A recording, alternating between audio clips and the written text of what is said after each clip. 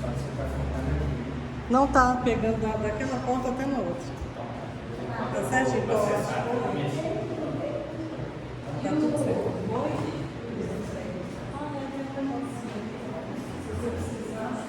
Esse pretinho aqui, não tá ligado na lateral. Tá.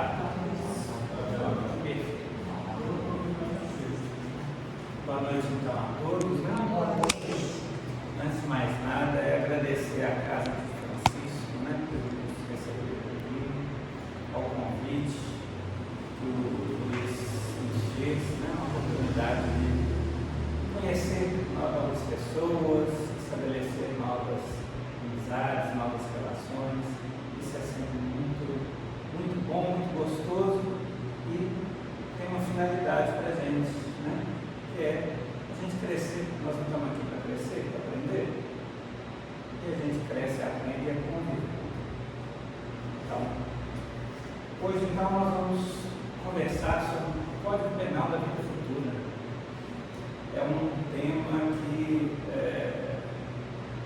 desperta uma certa curiosidade normalmente, né, em função dessa chamada inicial, um Código Penal, uma coisa que até parece pesada, né? O Código Penal já é pesado. De vida futura, então, a gente já fica preocupado com o Código Penal do hoje, né? Da Terra aqui. Aí quando a gente pensa na vida futura, aí a coisa complica um pouquinho mais.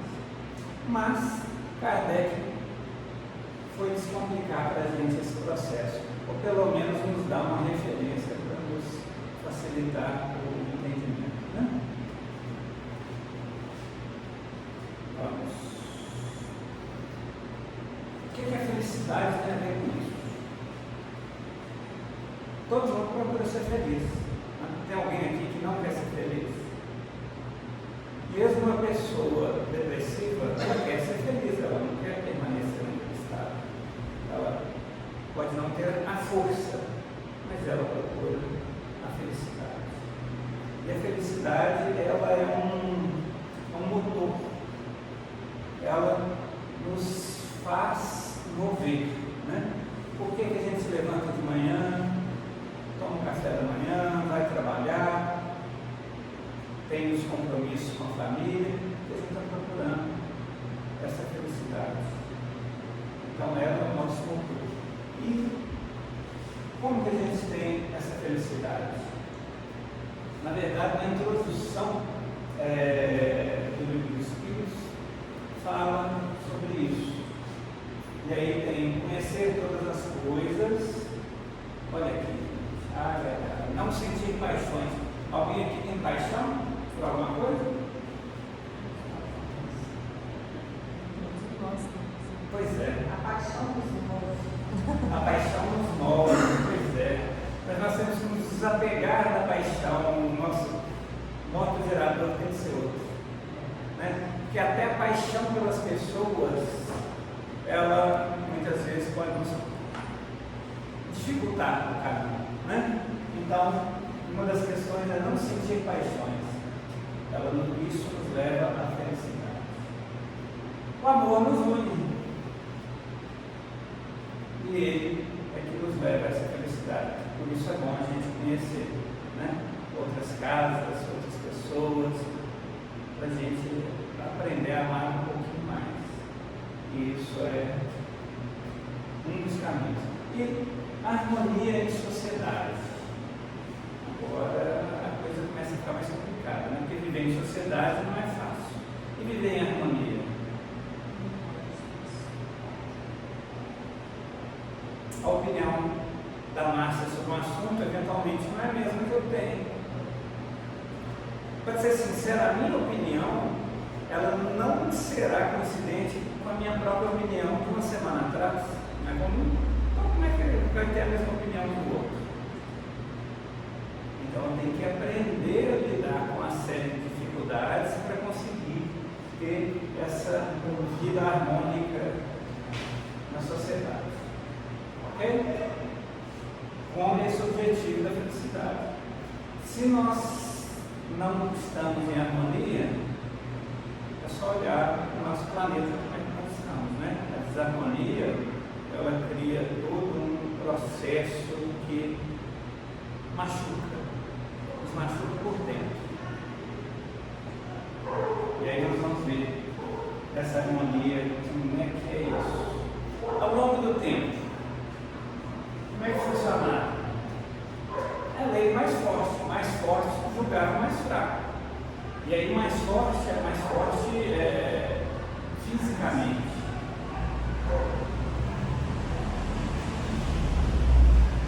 Mas aí as coisas começaram a mudar.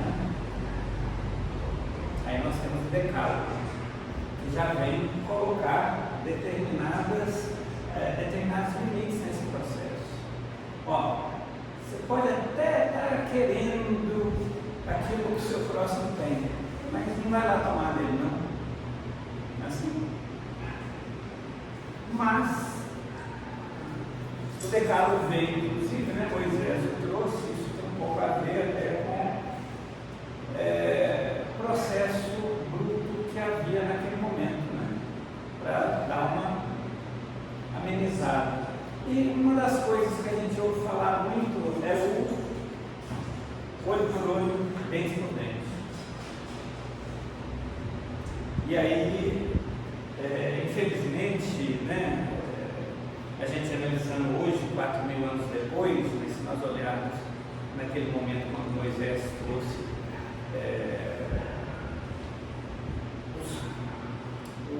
não é bem um complemento, mas informações adicionais a respeito ao decálogo, ele tem assim, inúmeras páginas lá do Antigo Testamento, é assim, ó, se o seu boi avançar para o vizinho, o que o vizinho pode fazer? Se você paga uma pessoa para construir uma casa para você, e a casa caiu e matou uma pessoa da sua família, você pode matar uma pessoa da família dele, mas não mata a família inteira. É o olho por olho, dente por dente. Isso já é menos invasivo do que isso aqui. Porque se eu me sentisse ameaçado, se eu me sentisse incomodado, eu acabava. Acabava com a família do outro, com o conhecido do outro, qualquer pessoa que eu conhecesse. Era o que havia. Então o olho por olho, dente por dente, já foi melhorando as coisas. Com o decálogo, mais ainda, né? Porque aí ensina que, ó, peraí, é bem assim. Mas as coisas evoluem, né?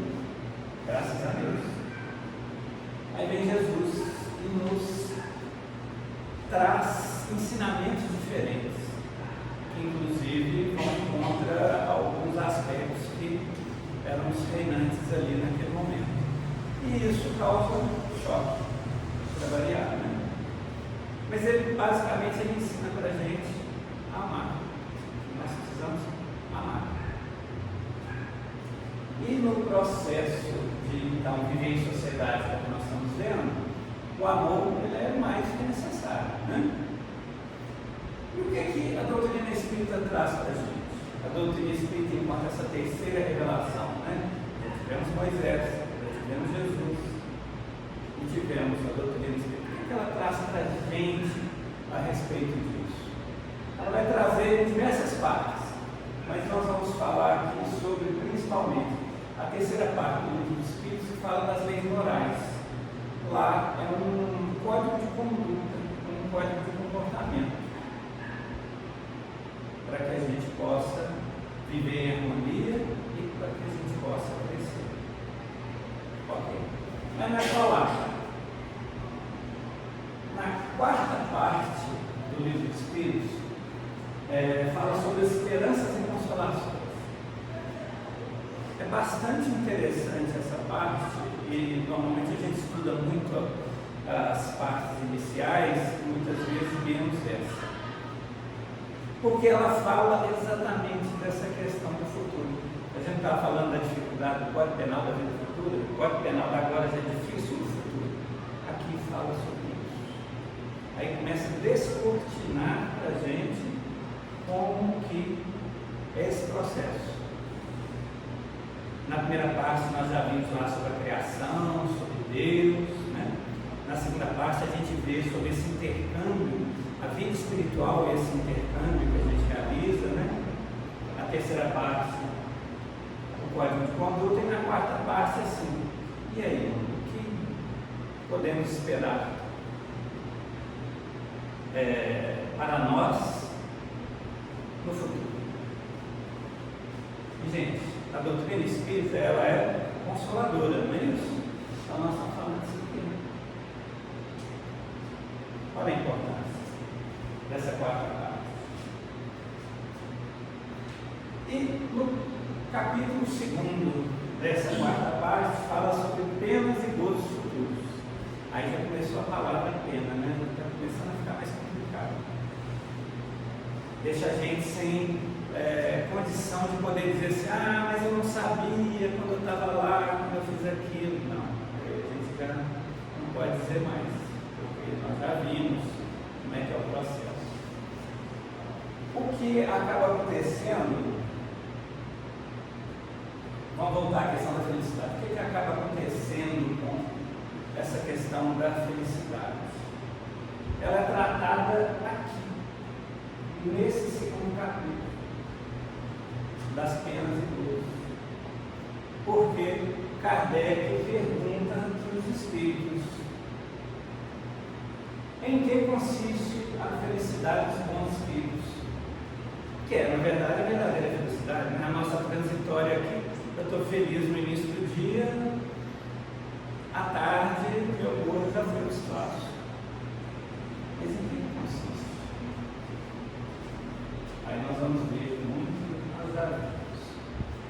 Em conhecerem todas as coisas, em não sentirem ódio, nem ciúme, nem inveja, nem ambição, nem qualquer das paixões que ocasionam a infelicidade dos homens. O amor os une, lhes é fonte de suprema felicidade. Então, o amor é fonte de suprema felicidade. A receita está pronta, é só amar.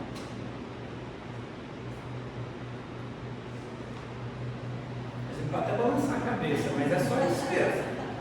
É só isso mesmo. E nós não estamos aqui para fazer outra coisa, não. Nós estamos aqui para aprender a amar. Né? Nós, eu digo, no planeta Terra, né? Nós todos estamos aqui para isso. Para viver em sociedade, nós precisamos de limites. Qual é o meu limite? Tem que ter estabelecido assim, até que você pode ir daqui para lá, já não é o seu terreno mais, não é assim? A propósito disso, né, nós temos um problema muito grave hoje em sociedade que se refere à questão dos limites.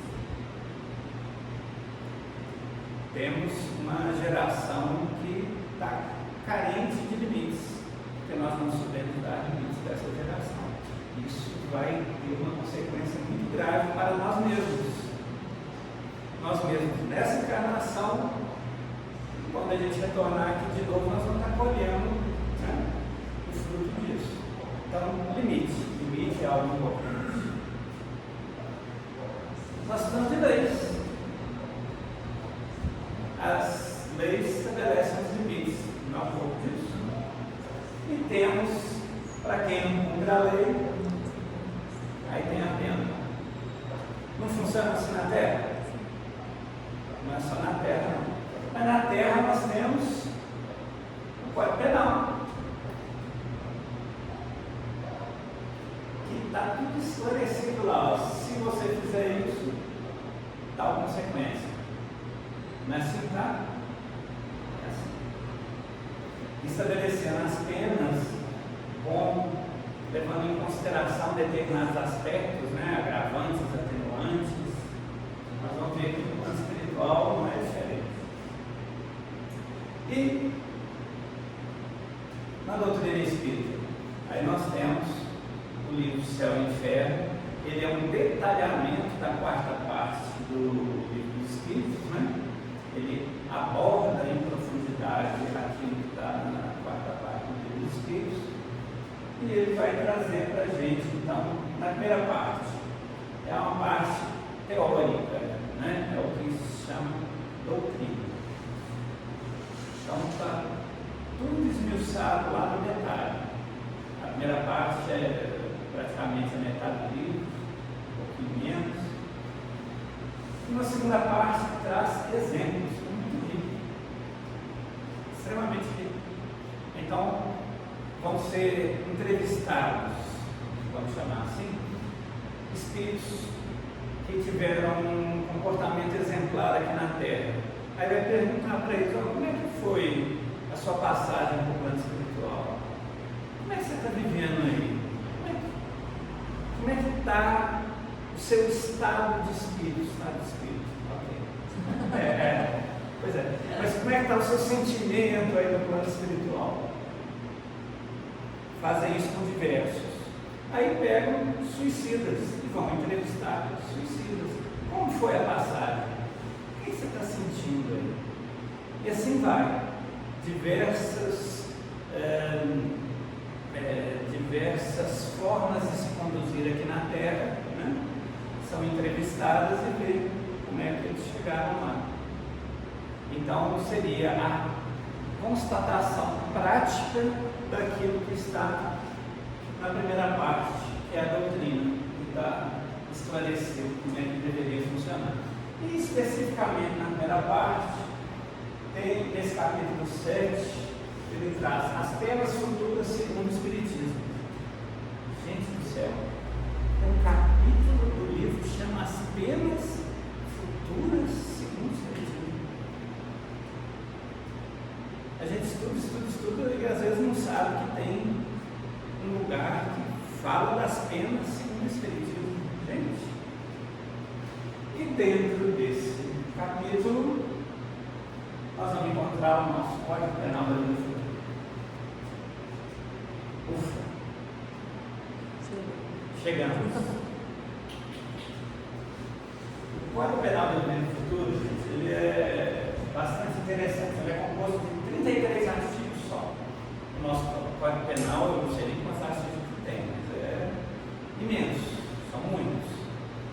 Mas esse que foi codificado para a gente tem só 33.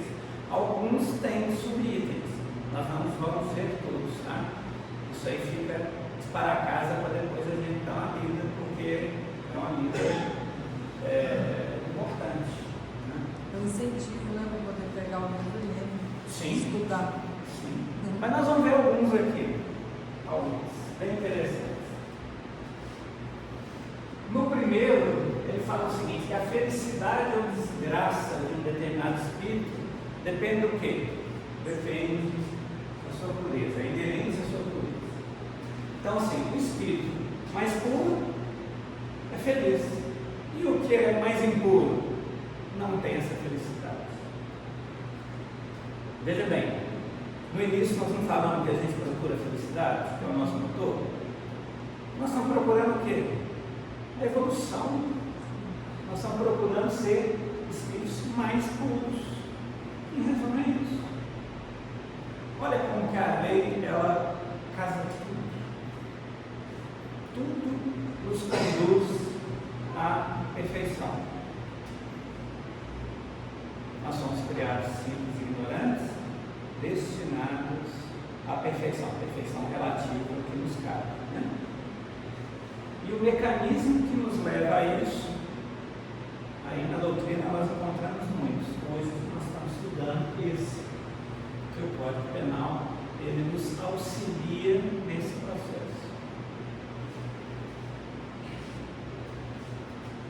Aí já pulamos o segundo, né? Vamos para o terceiro aqui. Toda imperfeição tem inevitáveis, inevitáveis consequências. Mas toda qualidade boa também é fonte de gozo, é fonte de felicidade. Em resumo, qualquer coisa que a gente faça, decida fazer e decidir não fazer é uma ação, né? Então, assim, eu tive a oportunidade de fazer algo e não fiz, em bem do próximo, é uma ação.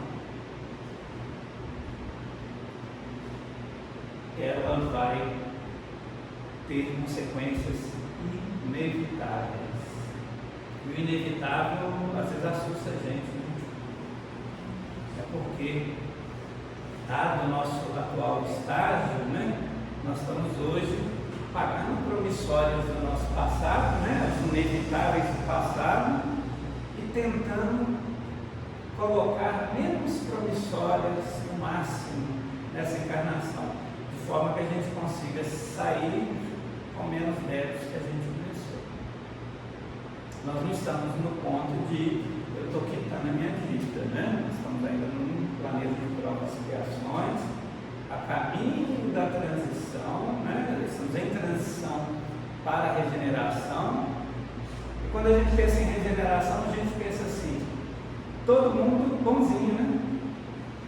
Não. O livro dos Espíritos diz que no mundo de regeneração, o bem se sobrepõe ao mal. Mas não quer dizer que não tem mal, não. Então nós estamos nesse caminho, buscando cada vez usar menos cheque especial e pagar um pouco mais da nossa vida. Porque Deus, que é soberanamente justo e bom, Ele nos dá um cheque especial ilimitado.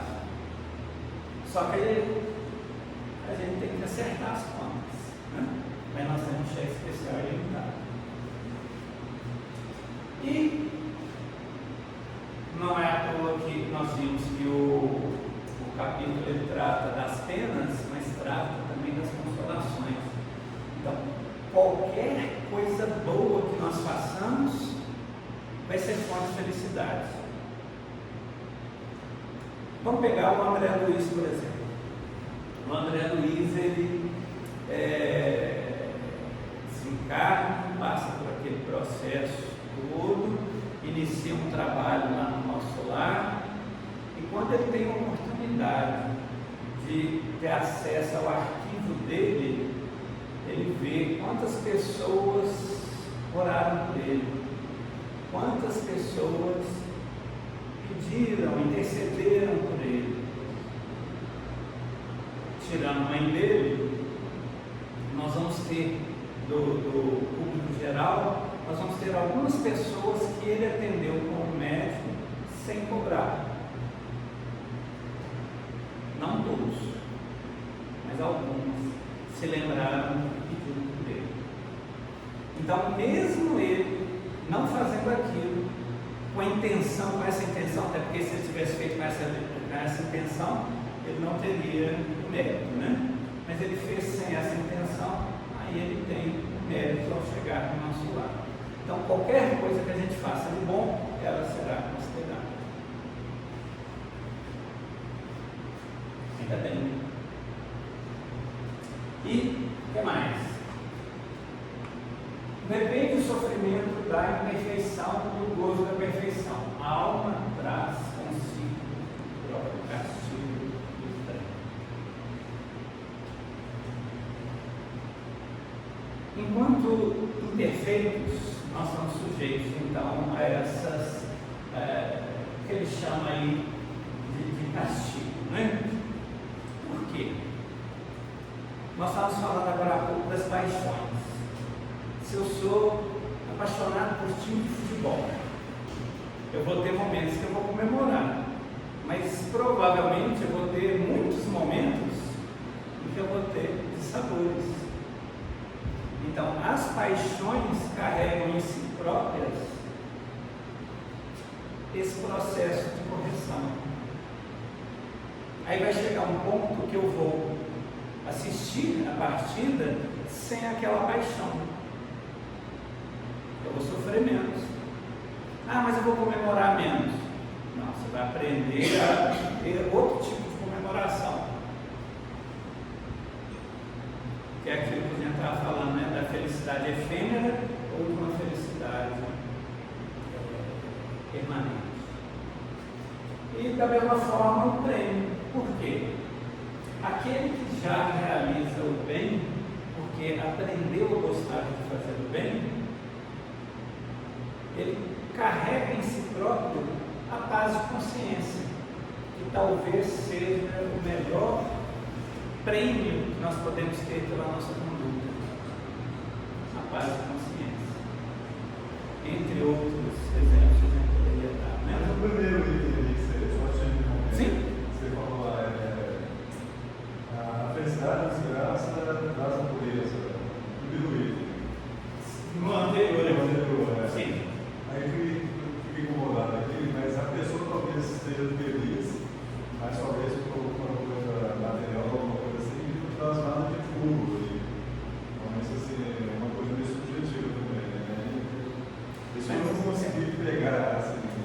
porque a felicidade que a gente tem dessas coisas que são transitórias, elas acabam muito fácil. Então, vou dar um exemplo, até no meio espírita. Eu posso ter assim, gostar muito de ler, gostar muito de estudar. Eu tenho aquela biblioteca em casa maravilhosa, eu vou lá, consulto os livros. É legal isso, né? Mas essa minha ligação com os livros, quando eu desencarnar, vai me causar dificuldades. Porque ao eu desencarnar, o que vão ser feitos desses livros? Como que eles serão cuidados?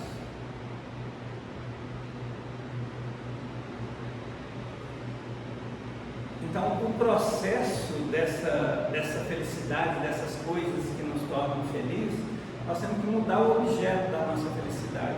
Se o objeto da felicidade for efêmero, a felicidade será efêmera. Percebe?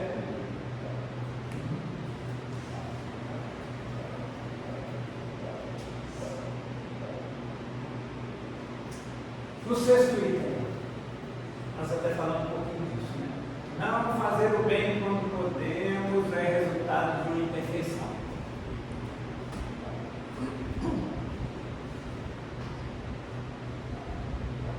Qual ser perfeito que deixa passar uma oportunidade de ajudar alguém? Não é concebível isso. Então, deixar de fazer o bem é resultado de uma imperfeição que nós trazemos. Qual a imperfeição? Poderíamos citar algumas aqui. Pode ser o egoísmo, podem ser diversas coisas, né? Nós temos a passagem do Evangelho do bom samaritano que trata disso. Seres que deixam passar a oportunidade de fazer o bem. Jesus dá a opção, né? Eu participei de uma convenção de vendas, umas 100 pessoas aí do americano. Alguém fez uma pergunta lá, o americano respondeu desse jeito: quem faz pode errar, quem não fez já errou. De fato. É isso aí, né? De fato. Com relação ao bem, é isso mesmo. Porque como que nós vamos aprender, como que nós vamos evoluir se nós não tentarmos? Quando a gente vê na doutrina espírita, como que o verdadeiro espírita vai ser reconhecido? Tem esse ponto lá. Hã? Não. Aí é Jesus que responde isso, né? Os discípulos perguntam: como se nós seremos reconhecidos?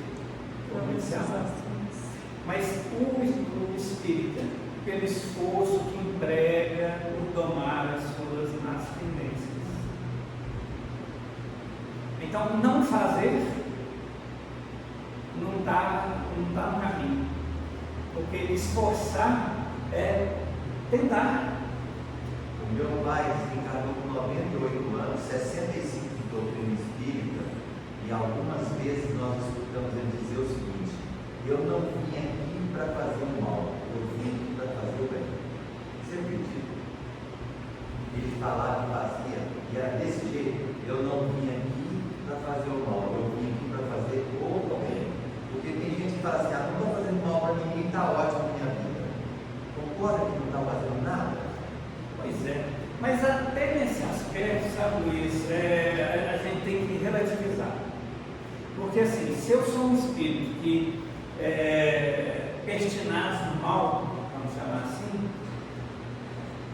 e eu passo uma encarnação sem fazer aquele mal que eu fazia, exatamente, eu já estou melhorando. Não está lá. Não é o que nós estamos procurando, mas nós precisamos sempre relativizar. Não, eu entendi. É isso aí, eu só como se fosse. Não é que uma praça como dizia, mas vai, né? Pois é, porque nós não damos saltos, né? Tá certo. Nós temos que sempre nos comparar conosco mesmo. Sim. né? Como que eu estava e como que eu estou. Sim. E aonde que eu quero chegar. Né? Ok. E aí nós temos o item 9. Toda falta cometida, todo mal realizado é uma dívida contraída que deve ser paga. Uma hora a conta chega. Uma hora a conta chega. Resumindo. Por isso que eu brinquei, mas não é uma brincadeira, é uma brincadeira séria, né? Das promissórias. Com certeza nós temos muitas promissórias. Quando a gente pega a coleção do André Luiz, que trata da vida espiritual, nós temos inúmeros exemplos. Tem espíritos, às vezes, que assim, já coordenam um grupo de atividades grande, que ele é visitado pelo seu passado e reencarna para acertar as contas. Não é assim? Tem vários exemplos, vários gêneros. Então, nós precisamos pagar os nossos débitos. É calma, é consolador. É consolador. Isso não é para a gente assustar, não. E aí, só aproveitando para lembrar, né, do Evangelho, já que nós temos estudo de miudinho, né, a gente conta assim. Daqui não sairás enquanto pagar o último centavo. É isso. Está devendo? Tem que pagar. Ah, não, eu não quero pagar hoje. Não tem problema. Fique estacionado aí. Se você quiser sair daí, vai ter que acertar as contas. É esse o processo. E a felicidade é essa alavanca que nos impulsiona a querer fazer. Porque se eu ficar parado, sentado, eu vou ficar incomodado. Pode ser bonitinho o primeiro dia, a primeira semana, mas ninguém vai. Ninguém vai. O 10º. O espírito sofre, quer no mundo corpóreo, quer no espiritual, das consequências da sua imperfeição. Aqui só para clarificar que não é nem só aqui, nem só lá. É nos dois. Aqui é fácil a gente imaginar, né? A gente sofre com a imperfeição. Falei aqui do time de futebol, está valendo, faz parte do processo. Né? E no plano espiritual? É só lembrar, vamos citar o André Luiz, que é um caso mais bem estabelecido, né? Ele passou um período no umbral ali, sofrendo, foi um sofrimento, que cessou, mas ele não teve, mas a gente. Por exemplo, na ação e reação, livro Ação e Reação, fala o seguinte: que existem dois tipos de dor, ou sofrimentos, né? Uma dor evolução, que é colocado pelo instrutor de uma forma muito interessante, que é como se fosse uma semente germinando, o animal na natureza, o reencarne do homem. É uma dor de fora para dentro. Essa é uma dor de evolução. E a dor de expiação? Essa é de dentro para fora. Que nós disciplinamos, está dentro da gente.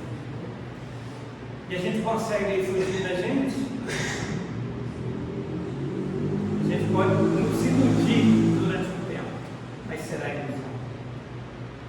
E graças a Deus nós vamos ser desiludidos para acertarmos o caminho novamente. A desilusão é uma bênção. Às vezes a gente fala assim: ah, meu Deus, estou desiludido. Graças a Deus eu estou desiludido. Ilusão não é bom, não. Ok?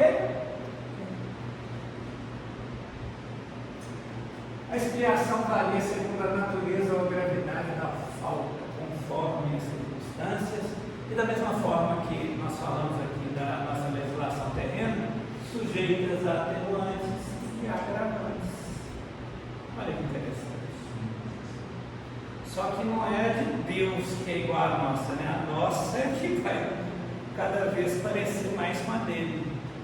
Antigamente não era assim, hoje já é dessa forma. E no futuro vai ser melhor ainda. lei ela é transitória, né? Caminhando daquele processo primitivo até a gente não precisar de uma lei humana. Basta ter a lei de Deus. Para que eu tenha a lei humana?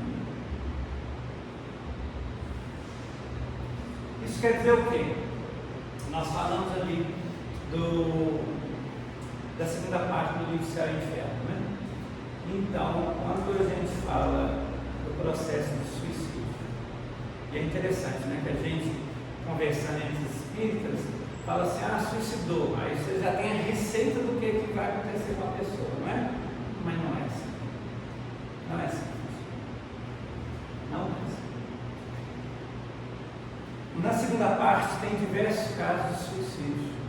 E aí, Kardec coloca esses versos exatamente para a gente ver a diferença.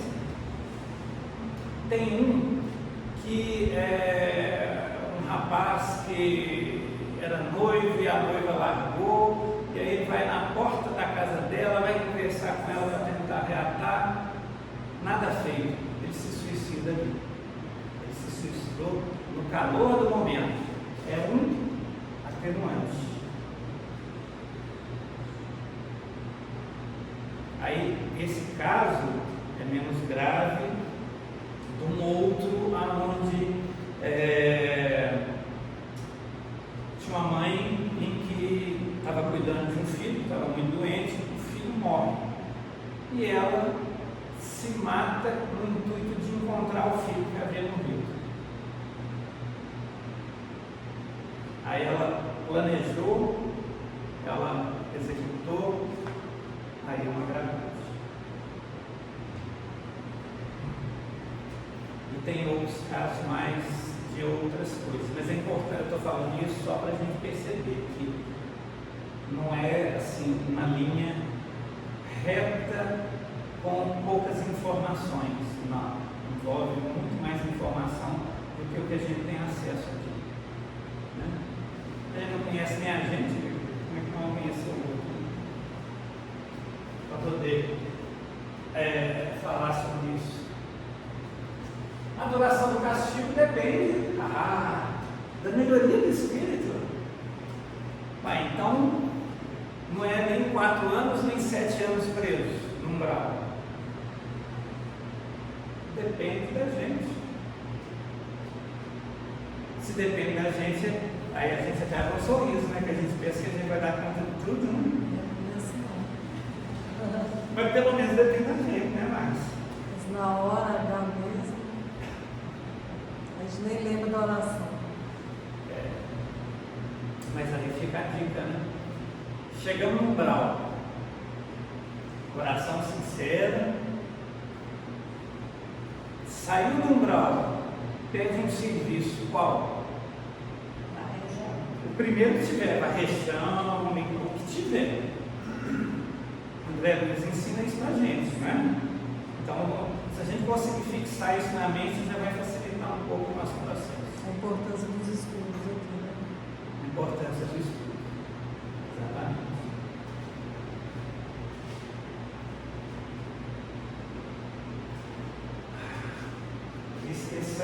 Esses 3 itens aqui são fabulosos. Como é que a gente paga a dívida? A gente precisa arrepender, a gente tem que expiar e nós temos que reparar. Arrepender é óbvio, né? Se eu não arrepender, eu vou continuar fazendo do meu jeito. É só na hora que eu percebo que aquilo está errado, ou seja, eu me arrependi daquilo que fiz porque eu tomei a consciência que aquilo está errado, que eu vou poder ter um comportamento diferente. E a expiação? Para que serve a expiação?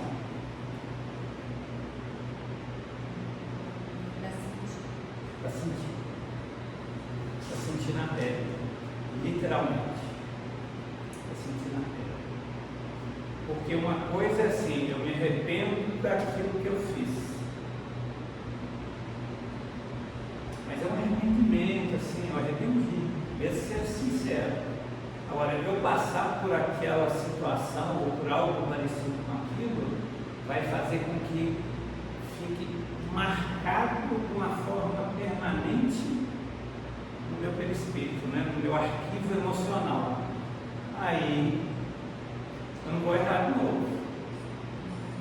Aí será a prova, né? Nós temos um planeta de prova, expiação aí, né?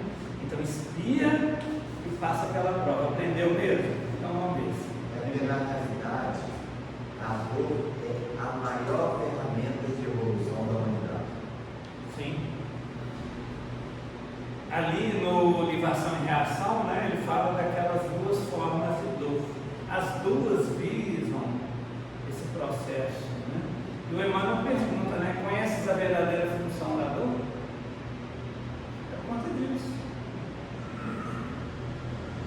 Porque quando a gente tem uma dor, o que a gente faz? Deixa eu correr ali na casa espírita para tomar um passo para ver se acaba essa dor, não é assim? Isso é a mesma coisa de eu estou com infecção no organismo, deixa eu tomar um antitérmico aqui e ficar quietinho vendo Netflix. A febre vai passar ali naquele momento, mas a infecção continua ali trabalhando. Tomei o passo, posso me sentir melhor, vou me sentir melhor se eu estiver sintonizado adequadamente para isso. Mas eu preciso fazer a minha reforma íntima. Senão, o processo vai continuar repetindo. Essa é a função da dor.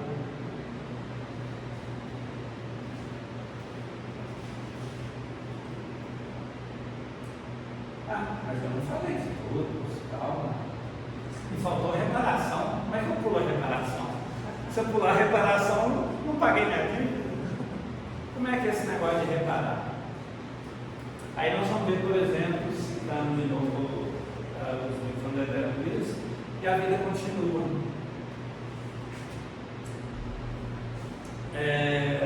Duas pessoas que estão, entre aspas, interessadas na mesma mulher, um mata o outro, rouba a mulher, fica inclusive acaba ficando com os bens do outro, não é assim? Caminha a história da spoiler de livro ruim, né? Pode? Então tá bom. Aí, o que acontece? Aquele que havia feito o mal, ele passa os bens novamente para aquele que ele havia prejudicado. Não é isso que acontece? O mecanismo é esse. Eu preciso acertar com a lei. Mas vamos pensar assim: e se eu fiz um mal para uma pessoa que não está ao meu alcance, porque ela já foi para outro plano? Como é que eu vou reparar se eu não puder acertar com ela? Eu reparo para a humanidade. Não preciso reparar para a pessoa específica.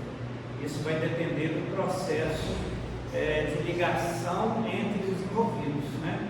Então, se aquele está no outro plano mais elevado, ele já não tem vinculação com aquilo, ele já perdoou, ele não tem nada com isso. Aí, o que fez o mal vai se acertar com o irmão. Fazendo coisas maravilhosas. Fazendo coisas maravilhosas. Não tem outro jeito de acertar. Não, para compensar as faltas. Para compensar as faltas, para fazer essa reparação, é isso. Então, para apagar os traços da falta, nós temos que fazer isso. Senão, ela fica. Arrependi, espiei, ainda não reparei. Uma hora eu vou pedir a oportunidade para reparar. Mas fica pendente, né? Fica pendente. Enquanto não fizer. Enquanto não fizer, está usando o cheque especial infinito que Deus nos deu, né? Aquilo ali tem que ser acertado ainda. O arrependimento pode estar em toda parte, em qualquer tempo. É consoladora a doutrina espírita, né? Não precisa ser uma semana depois, não está limitado a um ano. Qual que é o limite? O limite que nós impomos para nós mesmos. Então, conforme eu for caminhando, eu me arrependo. Pode ser aqui, pode ser no plano espiritual. É melhor que seja aqui. É mais fácil. Quando a gente está lá, sem a carne, que nós somos, basicamente, nos sentimos, o sentimento é muito mais forte.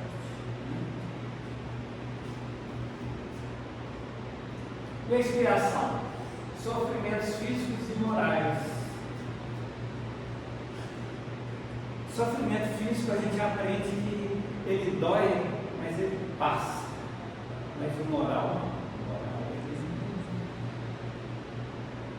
Ele é mais complicado.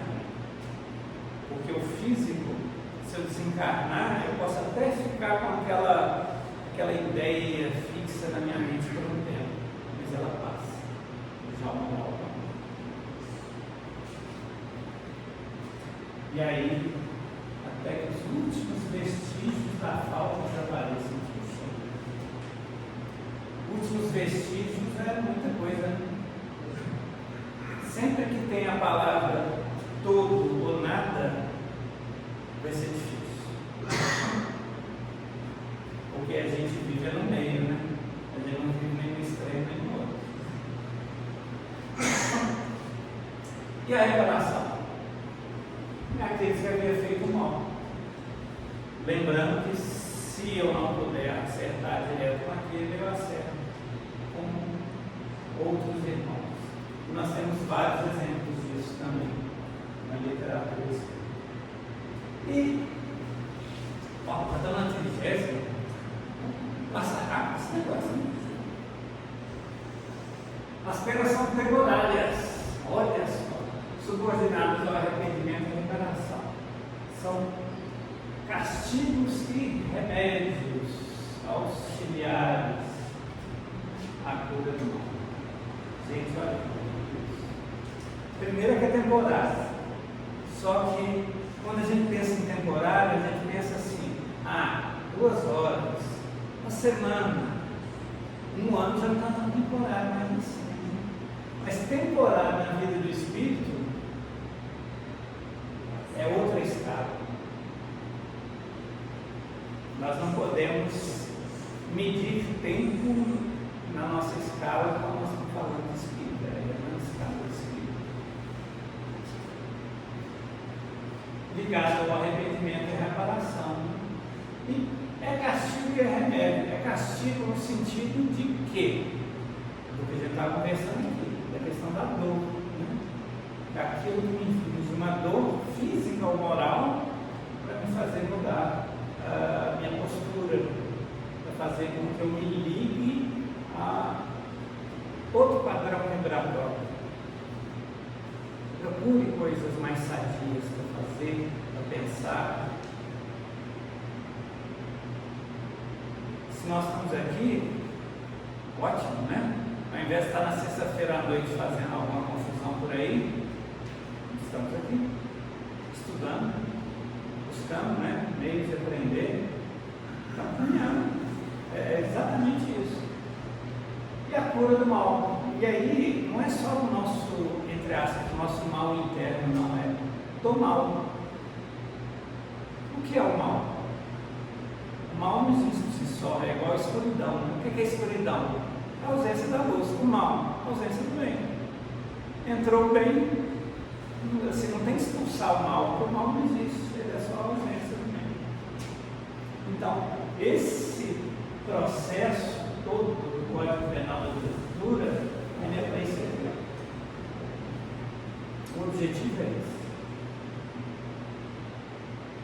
Na realidade, essa palavra castigo, não sei, várias obras que eu leio, eu não digiro ela como na verdade, é consequência, né? Eu tenho a mesma visão sua, mas eu deixei aqui porque a forma que está no céu e inferno. Porque ele usa o termo castigo. Porque Deus é amor, é bondade, ele não castiga ninguém. Existem as leis da natureza do universo. E a partir do momento que você transgride essas leis, tem as consequências, né? Você foi arbitrário com as leis. Então não é um castigo, é uma consequência. É a mesma coisa que se eu enfiar a mão no fogo e queimar minha mão, não é um castigo, é uma consequência. Eu sabia que ia queimar minha mão, mas eu enfiei a mão lá. Então não é um castigo, né? Mas dentro do contexto de Código Penal da Vida Futura, Kardec e os espíritos superiores usam o termo castigo. Entendeu? Mas é dentro desse contexto. O castigo do Código Penal, vamos dizer assim.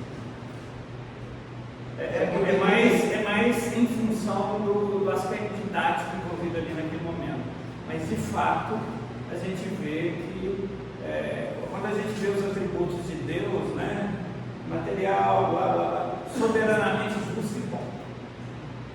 Dentro do soberanamente justo e bom não cabe castigo. Aí a pessoa fala, mas Deus e o castigo, que esquisito, né? Ele corrige, ele corrige, ele impõe limites. Não é do vocabulário da época, já ouvi dizer isso várias vezes. Tem palavras que foram usadas tem muito tempo, então se foi a época, é o que tinha, até o vocabulário evoluiu, né? Sim. Então, E na verdade esse foi um trabalho assim hercúleo de Kardec, né? Lá na introdução do Livro dos Espíritos, a gente vê ele explicando assim, ó, essa palavra aqui, quando eu usar, eu estou querendo dizer isso. sim. Isso aqui é uma palavra que eu inventei para poder explicar isso. Não é uma palavra que existia em função disso tudo. Então é difícil. Agora é importante a gente lembrar o seguinte: qual é a língua do Espírito? Ele conversa em português, em francês, que foi a língua original é o pensamento. Então, pensamento, sentimento é algo que as nossas palavras têm dificuldade de expressar, né? Então, sim, sempre teremos o problema da comunicação. É claro que o Kardec teve um cuidado imenso, né, ao preparar esse material todo. Mas, dentro desse contexto, então, castigo aqui, ao meu ver, parece que ele quis mais realmente fazer essa vinculação com o aspecto da pena, do aspecto de Código Penal, sabe? Ok? E aí? O que mais nos resta fazer?